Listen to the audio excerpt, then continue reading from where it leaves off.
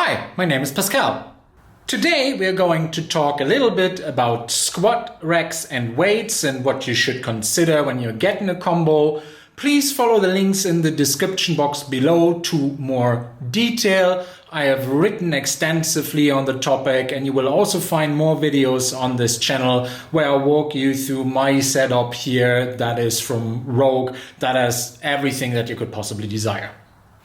My first tip would be if you buy new equipment, then buy the squat rack and the plates from the same vendor, because this will tackle two different things for you. The first one is that it will be absolutely sure that the plates and the rack will fit each other, especially if the storage pins come with the rack.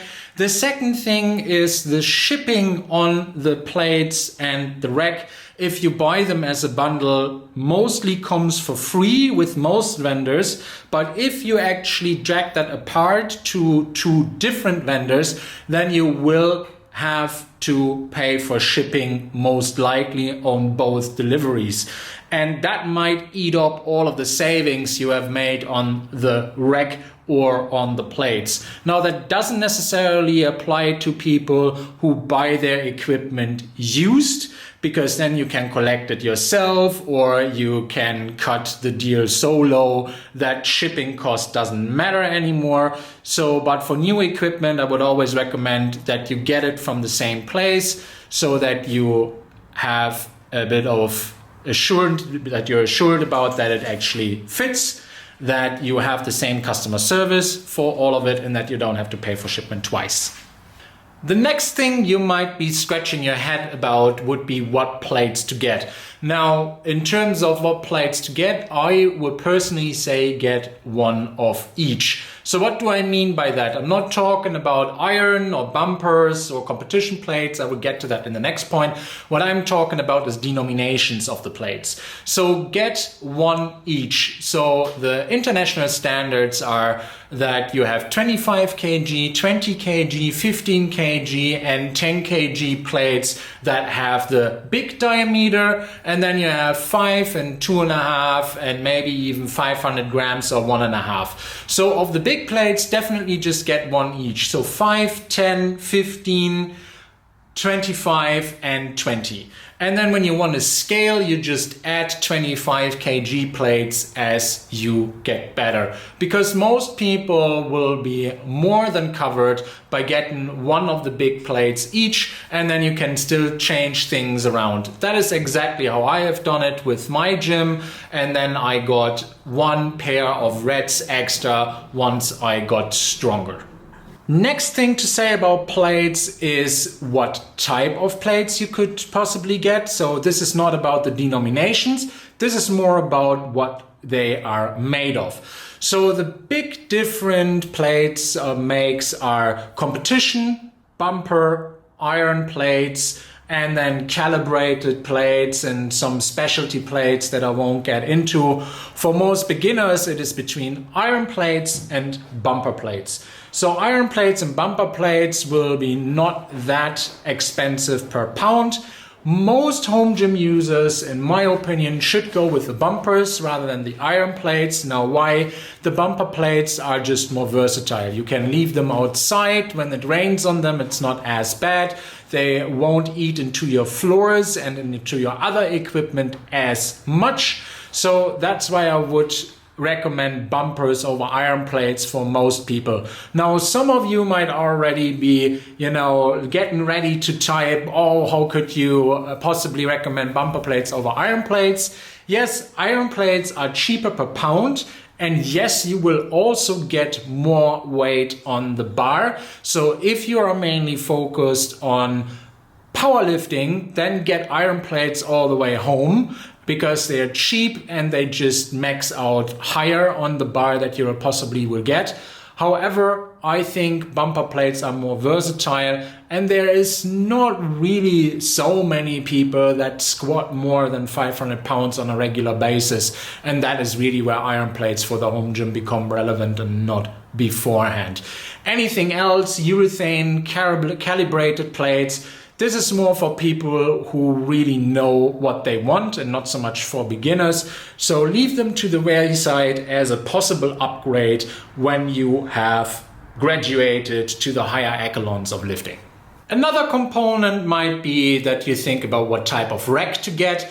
I personally would recommend a half rack 4-post. Stay away from the folding racks, and also probably stay away from the 6-post racks or the full racks. There is only one exception to that. If you're exceptionally big, and by big I mean super heavyweight, like 120 kg plus, then probably it is better for you to get a full rack, or if you're really more than 2 meters tall. But that doesn't apply to the average Joe. The median male or female will be smaller than 2 meters tall and 120 kg heavy. So that is why I would recommend a half rack 4-post as the most common denominator that will fit most home gyms. Folding racks are also a good option. However, folding racks, in my personal opinion, do require quite a bit of DIY skills that not everybody has to be set up properly. And also folding the rack in and out to get a car in, it just leaves you with quite a bit of downside for timing in terms of getting ready for your exercises, and also security.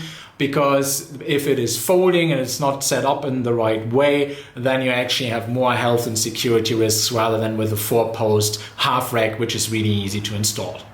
The last thing to talk about for a squat rack and plate combo would be the price. I personally think somewhere between $1,000 to $3,000 or 1,000 euros to 3,000 euros is a reasonable price for a combo of plates and rack, and then maybe also throw in a barbell. If it is lower than 1,000, I would certainly question the quality of the rack and the barbell, because if you go for, and also the plates, because if you look at the most high-flying, let's say, vendors out there, a good set of barbell and weights without the rack will usually put you back about $1,000. So if you pay that for the plates and the rack and the barbell, then you're somewhere you're selling yourself short, unless you're getting a really good deal and a good sale, or you get it used. That is all a bit of a different kind of debate to have.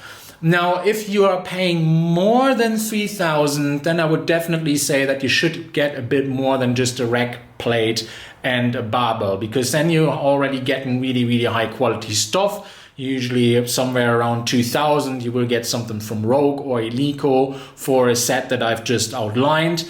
So then if you go above and beyond the 3,000 mark, you definitely also should have a bench with that. You should have maybe one more piece of equipment like a Rogue Echo bike or some kind of other lifting platform. Just depending on what you want to do with your home gym, there should be more stuff in your gym than just a rack with a barbell and plates when you pay more than $3,000. Or it is all gold plated or whatever, but again, that is also a bit of an extra. So with $3,000, you definitely already get the high-end stuff, and beyond that, you should really look for more than just one machine in your home gym when the price tag goes in the direction of 5,000. Thanks for watching. Please like, subscribe and tell your friends about my channel. And if you have any questions, please pop them in the comments below. Have a nice day and I hope to see you soon. Bye bye.